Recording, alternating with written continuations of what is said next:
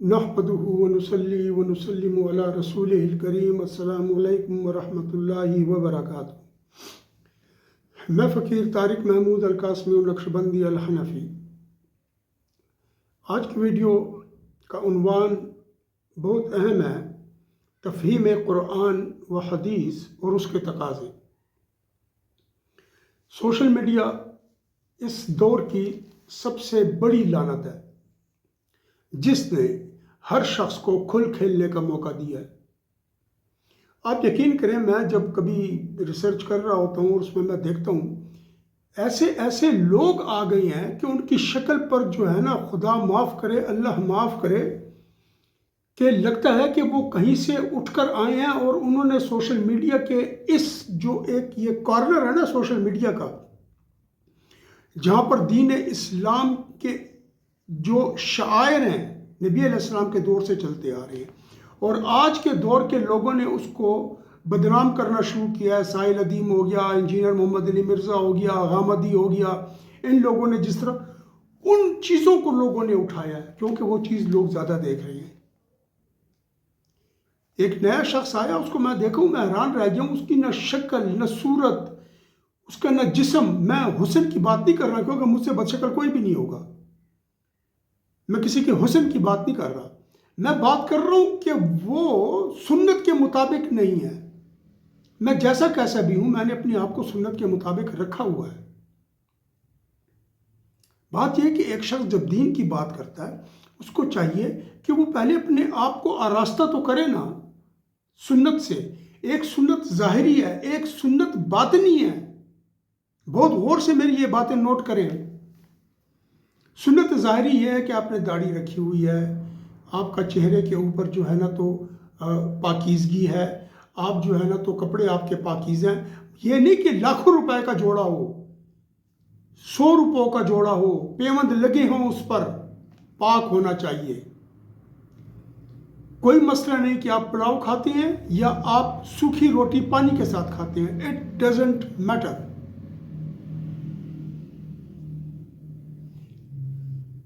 جو میٹر کرتی ہے جو چیز، وہ یہ ہے کہ آپ کے اندر اخلاص، سادگی، نبی علیہ السلام کے راستے پر چلنا کیسا ہے۔ آپ کا ظاہر نبی علیہ السلام کی طرح ہونا چاہیے اور آپ کا باطن بھی نبی علیہ السلام کی طرح ہونا چاہیے۔ میں اس سے یہ مراد نہیں ہے کہ نبی علیہ السلام کا جس طرح باطن اپنے اسٹینڈرڈ میں اور اپنی جو کیپیبلٹی تھی اس میں، اور جو آپ صلی اللہ علیہ وسلم کے مقامات اور مراتب تھے باطنی حوالے سے، اس کے مطابق ہو جائے۔ نہیں، نبی علیہ السلام کا اخلاق، یہ میری مراد ہے۔ اور چونکہ باطن کا لفظ ایک بہت بڑے جو ہے تو کیا کہتے ہیں اس کو، آپ اس کو پیرامیٹر کہہ لیں، ایک بہت بڑے پریمیسز کو اپنے اس میں لے لیتا ہے، احاطے میں لے لیتا ہے۔ لہٰذا میں نے وہ لفظ اس لیے یوز کیا کہ نبی علیہ السلام کے اخلاق سے ایک سوئی کے سر کے برابر بھی کوئی چیز نہ رہ جائے، اس لیے میں نے باطن کا لفظ یوز کیا، کیونکہ نبی علیہ السلام کے باطن کے اندر جو اخلاقیات کا پہلو ہے نا، وہ بہت برتر اور غالب ہے۔ لیکن اخلاقیات کے ساتھ عبادات ہیں اور باقی چیزیں بھی ہیں۔ اچھا، اب سوشل میڈیا پر جو میں آیا ہوں نا، تو کس لیے آیا ہوں؟ دیکھیں، کسی چیز کی شریعت جو تعین کرتی ہے نا کسی چیز کے حرمت کا، وہ 2 طریق پر ہوتا ہے۔ ایک چیز حرام ہے بذات ہی، ایک چیز حرام ہے لغیر ہی، یعنی ایک چیز بذات حرام ہے، کسی وجہ سے نہیں، وہ حرام ہے اپنی ذات میں۔ مثلا خنزیر کا گوشت کھانا حرام ہے۔ ایک گائے ہے، وہ خود مر جاتی ہے، اب آپ اس کا گوشت نہیں کھا سکتے کیونکہ آپ نے اس کو حلال نہیں کیا، وہ اب حرام لغیر ہی ہو گئی، اگرچہ وہ اپنی ذات میں بذات کو حلال ہے۔ اس طریقے سے سوشل میڈیا ہے، یہ حرام لغیر ہی ہے، اور یہ 99.9% حرام لغیر ہی ہے۔ کیوں کہ یہ 7 ارب کے قریب جو دنیا کی آبادی بتائی جاتی ہے، اب 7.5 لے لیں، اور اس میں تقریباً 1.5 سے 2 ارب کے قریب مسلمان بتائے جاتے ہیں۔ کیا سارے مسلمان اولیاء کرام ہیں؟ انگریز نے تو بنایا یہ اس لیے ہے کہ مسلمان کو تباہ کرے، اس تباہی میں وہ اپنے کو بھی برباد کر گیا۔ اب آپ اس چیز کو سمجھیں، सोशल मीडिया के अंदर जो 3 मेन इक्विपमेंट यूज़ होते हैं, कंप्यूटर है, आपका मोबाइल है और आपका टीवी है। और सबसे ज़्यादा जो यूज़ होता है वो आपका मोबाइल है, क्योंकि वो 24 घंटे आपके हाथ में होता है। आपका लैपटॉप भी आपके कंधे पे पड़ा होता है, लेकिन 24 घंटे आपको उसकी एक्सेस नहीं है, इवन कि वो आपके कंधे पर है, लेकिन आप उसको यूज़ नहीं कर रहे 24 घंटे। What I mean by access is this. अब क्या होता है जी, मोबाइल आपके पास है, अब आप मोबाइल पर तिलावत सुन रहे हैं, ये हलाल हसन लिगैरिही हो गया। अब आप इसके ऊपर गंदी फिल्म देख रहे हैं, इंडियन फिल्म देख रहे हैं, अंग्रेजी फिल्म देख रहे हैं, ये हराम नाजायज़ लिगैरिही हो गया। यानी ये मोबाइल अपनी ज़ात में ना हलाल है ना हराम है, ये रेलेवेंट है। इसके जो है ना ये इजाफी है, जिस चीज़ से इसकी निस्बत की जाएगी, जिस चीज़ के से इसको आप रिलेट करेंगे, उस चीज़ का हुक्म ये ले लेगा। आप इस पर कुरान की तिलावत सुन रहे हैं, ये कुरान चूंकि हलाल बेहतरीन 1 नंबर का अमल है, मोबाइल भी 1 नंबर की हैसियत इख्तियार कर लेगा। लेकिन जब आप थर्ड क्लास चीज़ों में जाएंगे, ये थर्ड क्लास हो जाएगा। अब आए इस चीज़ को लेकर आगे बढ़ते हैं। अब अवामुन नास गरीबों को तो ये नहीं पता ना कि ये क्या चीज़ है। अब एक आलिम आकर बैठता है टीवी पर, मोबाइल पर वीडियो बनाता है, सोशल मीडिया पे अपलोड करता है, सारे लोग वो सुन रहे हैं। इंजीनियर मोहम्मद अली मिर्ज़ा, साहिल अदीम, गामदी, मुनकर हदीस भाग गया। अच्छा, ये सब लोग भाग जाते हैं जब तबाही फैला देते हैं। परवेजी, मिर्ज़ाई ये कोशिश कर रहे हैं आपको तर्जुमे की तरफ लेकर। आपको कैसे पता है कि कौन सा तर्जुमा ठीक है, और आपको कैसे पता है कि इंजीनियर मोहम्मद अली मिर्ज़ा जो बात कर रहा है वो ठीक है, गामदी जो बात कर रहा है वो ठीक है, मुसाइल अदीम जो बात कर रहा है वो ठीक है, मैं जो बात कर रहा हूं वो ठीक है? आपको कैसे पता चलेगा? ठीक है ना। अब सबसे पहले जिम्मेदारी जो आलिम की है ना, जो आया है टीवी पर बैठा है और आकर उसने जो है तो रिकॉर्ड किया और वीडियो चला दी है, क्या वो अल्लाह से डरता है? इंजीनियर मोहम्मद अली मिर्ज़ा के ऊपर बहुत लोगों ने काम किया है, इसके झूठ भरे पड़े हैं। ये कहते हैं औलिया इकराम अपना अंबिया अलैहिस्सलाम अपना पेशाब नहीं रोक सकते, इससे बड़ा कुफर कोई होगा? बस आप इससे अंदाज़ा कर लें। गामदी कहता है कादियानी ठीक है, हम किसी को काफर नहीं कहते। तुम्हें यह किसने दिया किसी को काफर या मुसलमान कहने का?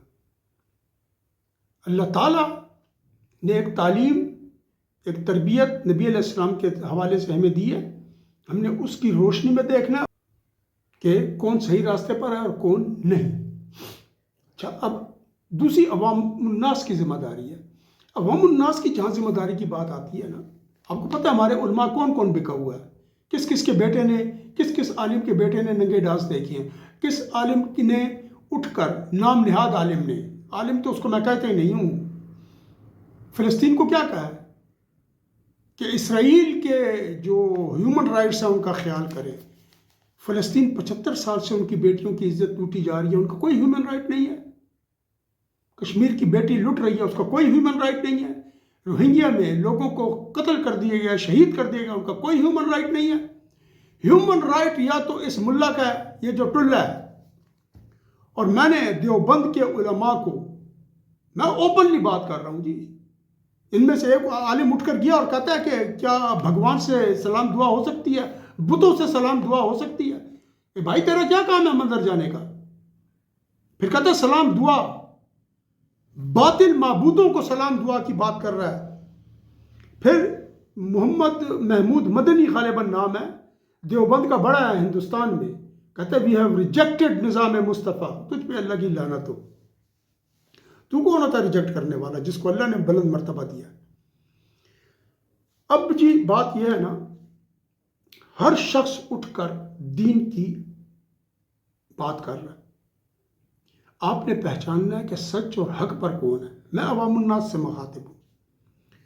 अवामुन्नास ने अपने शऊर और अक्ल को इस्तेमाल करते हुए हक व बातिल की पहचान करनी है, लेकिन इस अक्ल व शऊर को शरीयत की रहनुमाई चाहिए।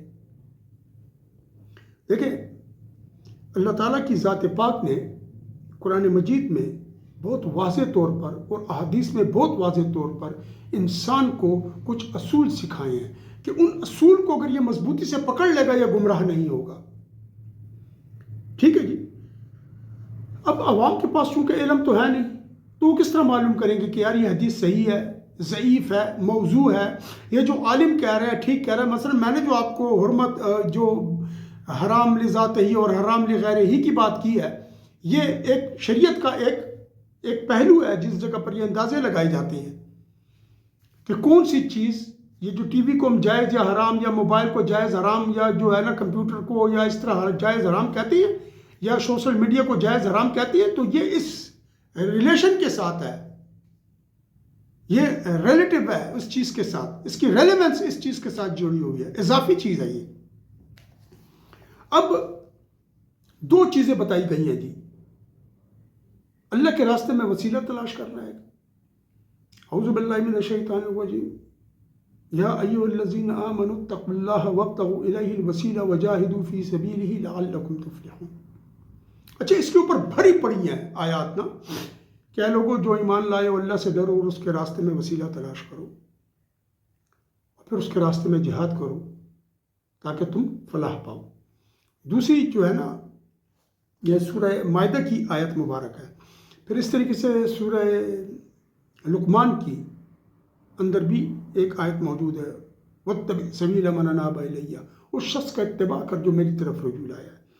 پھر سورہ کہف میں آیت نمبر 17، اس کا ایک ٹکڑا میں آپ کو سنا رہا ہوں جو اصحاب صفہ کے بارے میں اللہ تعالیٰ نے بتایا. مَنْ يَهْدِ اللَّهُ فَهُوَ الْمُهْتَدِي وَمَنْ يُضْلِلْ فَلَنْ تَجِدَ لَهُ وَلِيًّا مُرْشِدًا، کہ جس کو اللہ ہدایت دے وہی ہدایت پر ہے، وہی راہ پر ہے، اور جس کو اللہ گمراہ کر دے تو ہرگز تو اس کے لیے دوست اور راہ دکھانے والا نہ پائے گا. مرشدہ، یہ جو ہم کہتے ہیں نا پیر و مرشد، یہ ادھر بھی اور ایک اور بنی اسرائیل کی ہی ایک اور آیت ہے، اس میں بھی آیا ہے مرشد کا لفظ، جہاں پر جنات جو ہے نا تو راہ دکھانے والا ڈھونڈ رہے ہیں، جبکہ ان جنات کو کفار نے اللہ کا نعوذ باللہ معبود کا درجہ دیا ہوا ہے. اب مرشد اس کو ملتا ہے جو ہدایت کے راستے پر چلنا چاہے اور اللہ سے ہدایت طلب کرے تو اللہ اس کو راہ دکھانے والا دے دیتا ہے. اب سنیں آگے سورہ بنی اسرائیل آیت نمبر 80 ہے. اعوذ باللہ من الشیطان الرجیم. وَقُلْ رَبِّ أَدْخِلْنِي مُدْخَلَ صِدْقٍ وَأَخْرِجْنِي مُخْرَجَ صِدْقٍ وَاجْعَلْنِي مِن لَّدُنْكَ سُلْطَانًا نَصِيرًا. یا اللہ مجھے سچ میں داخل فرما، وَأَخْرِجْنِي مُخْرَجَ صِدْقٍ، اور مجھے صدق کے ساتھ ہی باہر نکال، وَاجْعَلْنِي مِن لَّدُنْكَ سُلْطَانًا نَصِيرًا، اور میرے لیے اپنی بارگاہ عالیہ سے، اپنی جناب سے سلطان النصیرہ، ایک مدد کرنے والا، ایک غالب مدد کرنے والا اپنی جناب سے میرے لیے بھیج. یہ غالب مدد کرنے والا کون ہے جی؟ جو آپ کو اللہ کی جناب سے ملتا ہے اور آپ یہ دعا اللہ سے کر رہے ہیں، یہی تو وہ مرشد ہے.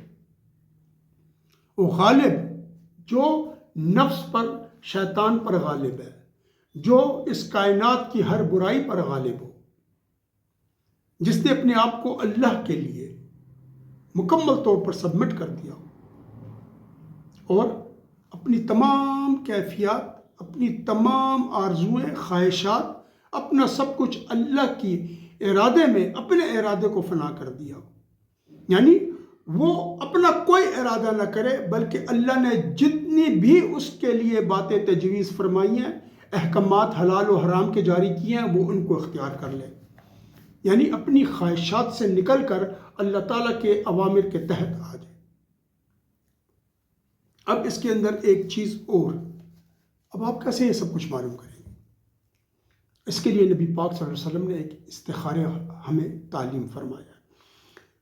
حدیث نمبر ہے بخاری شریف کی 6382 638.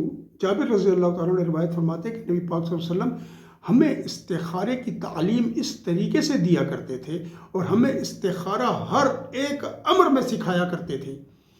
اور استخارے کی تعلیم اس طرح دیا کرتے تھے جس طرح کہ وہ قرآن کی کوئی آیت ہمیں سکھا رہے ہوں، اور پھر وہ دعا آگے آپ نے تعلیم فرمائی اور اس کا طریقہ بتایا۔ یہ استخارے کا مطلب ہوتا ہے اللہ سے خیر طلب کرنا۔ آپ کو یہ استخارے کی دعا ہر روز نماز میں صبح آپ ملتی ہیں، وہ آپ کمپیوٹر میں جائیں نا، اس میں موبائل میں، اور آپ ادھر لکھیں دعا استخارہ نکل آ جائے گی، اس کا پورا طریقہ آ جائے گا، ورنہ آپ کمنٹ میں مجھے کہہ دیں، میں دعا استخارہ آپ کو بھیج دوں گا، ایسی کوئی بات نہیں۔ اب دعا استخارہ کیوں ضروری ہے؟ ہر امر میں، مطلب ہے کہ آپ کے زندگی کے جتنے بھی امور ہیں، اور سب سے اہم امر یہ ہے جو حضرت ابن سیرین نے مقدمہ مسلم شریف میں جو انہوں نے یہ بیان کیا، یہ جو امر ہے نا، تو یہ دین کا امر ہے، تو بس تم دیکھو کہ تم یہ دین کس سے سیکھ رہے ہو۔ تو استخارہ جب آپ کریں تو اس میں آپ نے جس استاد کے پاس جانا ہے، میرے بارے میں بھی استخارہ کریں کہ یا اللہ، سوشل میڈیا پہ اتنے لوگ آئے ہوئے ہیں، اور اس میں نام لے لیں کہ جی یہ شخص ہے، یہ ہے، ہم کس کو فالو کریں۔ اللہ تعالیٰ آپ کے دل میں اس شخص کی طرف رجحان پیدا کر دیں گے کہ آپ اس کی طرف چلے جائیں، یا آپ کو خواب میں وہ شخص کی شکل دکھا دی جائے گی۔ یعنی یہ مختلف طریقے ہیں اس کے، آپ کے دل میں، قلب میں وہ رجحان پیدا کر دیا جائے گا کہ آپ بس ایک دم ترجیح دے دیں گے کہ یار یہ شخص ٹھیک ہے۔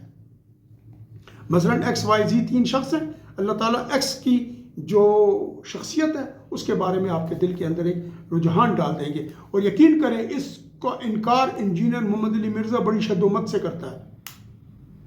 ساحل ندیم ہو گیا، یہ ہو گیا، بغامدی ہو گیا، یہ سب لوگ اس کا انکار کرتے ہیں، کیوں کہ یہ اس چیز کو نہیں دے سکتے، یہ دیں گے تو ان کو پتا ہے کہ یہ چیز ہو جائے گی۔ تو آپ نے استخارے کو لازمی پکڑنا ہے۔ جب آپ استخارے کو لازمی پکڑ لیں گے تو 2 چیزیں ہو گئی نا، ایک تو قرآن ہو گیا، استخارے کو آپ نے لازمی پڑھ لیا قرآن کو، جب استخارے کو آپ لازمی پکڑ لیں گے تو استخارہ آپ کو اس شخصیت کی طرف لے جائے گا کہ جو کہ اس دور میں سچ اور حق کا پرچار کر رہا ہے، جس کو مرضی آپ رکھ کے کریں۔ اور یاد رکھیں، اللہ تعالیٰ کسی کو دھوکہ نہیں دیتا، اللہ تعالیٰ نہ ظالم ہے، کوئی نام اللہ کا ایسا نہیں ہے جس میں ظالم کی بات ہو۔ دیوبندیوں کو چھوڑے، وہ کہتے ہیں اللہ جھوٹ بول سکتا ہے، تو تبھی تو وہ جا کے بتوں کے پاس بیٹھ کے کہتی ہیں نا کہ بتوں سے سلام دعا ہو سکتی ہے، تبھی تو ان کے بڑے کہتے ہیں نا کہ ہم نے اسلام کو، نظام مصطفیٰ کو ریجیکٹ کر دیا، تبھی تو ان کا عالم اتنا بڑا وہ کہتا ہے کہ اسرائیل یہودیوں کے ہیومن رائٹس کا خیال رکھیں، اور الزام لگاتا ہے عمران خان پر کہ وہ یہودی ایجنٹ ہے۔ ان کی شکلوں پر لعنت آپ کو نظر نہیں آتی ایسے علماء کی؟ کھلی لعنت برس رہی ہوتی ہے، کھلی۔ آپ کو جو میں نے بتانا تھا بتا دیا، اور سب سے زیادہ زور میں دوں گا استخارے پر۔ اگر آپ کو مسئلہ ہے کوئی، آپ مجھے استخارہ، میری ویڈیوز بھی پڑی ہوئی ہیں، آپ ادھر چلے جائیں، استخارہ لکھے، میری ویڈیو نکل آئے گی، اس میں میں نے پورا طریقہ بھی بتایا ہوا ہے۔ استخارے کو پکڑ کے لیے اپنے لیے استاد کا انتخاب کریں۔ آپ کو نہیں پتا ترجمہ کون سا پڑھنا ہے، پرویزی کا ترجمہ ہے، قادیانی کا ہے، اور اس کے علاوہ مودودی کا ہے، اس کے علاوہ دنیا کے ہزاروں لوگوں نے ترجمے کیے ہوئے ہیں۔ آپ کو کیا پتا کس کا ترجمہ ٹھیک ہے؟ آپ کو نہیں پتا۔ لہذا سب سے پہلے مرشد کی تلاش استخارے کے تھرو، جب وہ مل جائے اس کے بعد جو وہ ریکمنڈ کرے اس پر چلیں، کیونکہ اللہ آپ کو گمراہ نہیں کرے گا، اللہ آپ کو غلط راستے پر نہیں ڈالے گا۔ جب آپ اللہ سے استخارے کی دعا کے ذریعے سے مانگیں گے، سنت نبی صلی اللہ علیہ وسلم پر عمل کرتے ہوئے مانگیں گے، اللہ آپ کو اپنے سے دور کر دے گا، اللہ آپ کو اپنے قریب کر لے گا۔ اللہ تعالیٰ فرماتے ہیں کہ جب میں بندے کے گمان کے ساتھ ہوں، وہ میری طرف چل کے آتا ہے، میں اس کی طرف دوڑ کے جاتا ہوں۔ وہ ایک ہاتھ میں ایک طرف پڑتا ہے، میں ایک با، اس کو با کہتے ہیں، میں اس کی طرف ہاتھ کھول کے، یعنی ایک با بڑھتا ہوں، ایک با بڑھتا ہوں، با کا معنی با ہی رہنے دیں۔ تو اس طریقے سے یہ اس حدیث کا مفہوم ہے جو میں نے پیش کیا ہے۔ تو جو آپ اللہ کی طرف بڑھیں گے نا، تو چل کے جائیں گے تو اللہ دوڑ کر آئے گا۔ آپ ایک ہاتھ بڑھیں گے، اللہ ایک با آپ کی طرف آئے گا، اور اللہ آپ کو صحیح راستہ دکھائے گا۔ استخارے کو پکڑیں، یہ نجات کا ذریعہ ہے اس ڈوبے، اس مصیبت کے دور میں۔ میں کہتا ہوں استخارہ کشتی نوح ہے آج کے دور میں۔ پھر سن لیں، استخارہ کشتی نوح علیہ السلام ہے۔ امت نبی علیہ السلام کے لیے آج کے دور میں نبی کی سنت کو مضبوطی سے پکڑ لیں، اور انجینئر محمد علی مرزا، سائل الدین غامدی سب کو میرے سمیت خیر آباد کہہ دیں، پھر جو استخارہ جس طرف دلالت کرے اس طرف چل پڑیں۔ اللہ تعالیٰ میرا اور آپ کا حامی و ناصر ہو۔ وآخر دعوانا ان الحمد للہ رب العالمین، وصلی اللہ تعالی علی خیر خلقہ ونور عرشہ محمد وعلی آلہ واصحابہ اجمعین برحمتک یا ارحم الراحمین۔